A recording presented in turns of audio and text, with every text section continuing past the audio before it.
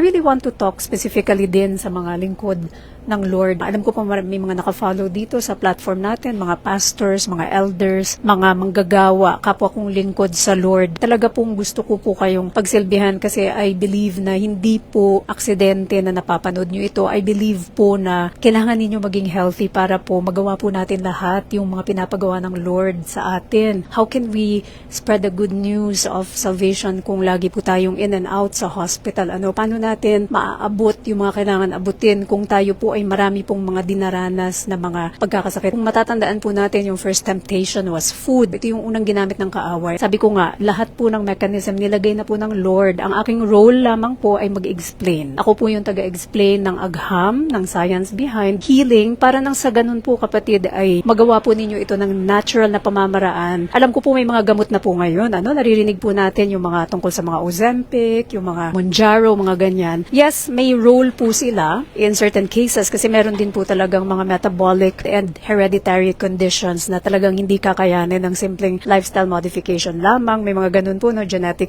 diseases. Pero a vast majority ng mga kababayan po natin na nagkakasakit nitong mga metabolic conditions na ito ay dahil lamang sa lifestyle. And so yung aking role ay mag-explain lamang sa inyo ng mechanism at hihingi kayo ng wisdom sa Panginoon. Napaka-gracious ng Lord. Pag pinagdasal mo ito, lalo na sasabihin mo sa Lord na, Lord, gusto ko pa pong makapagsilbi sa inyo ng mas mahabang panahon kasi ginagamit po tayo lahat ng Lord. Bawat isa sa atin, meron po tayong role in the body of Christ.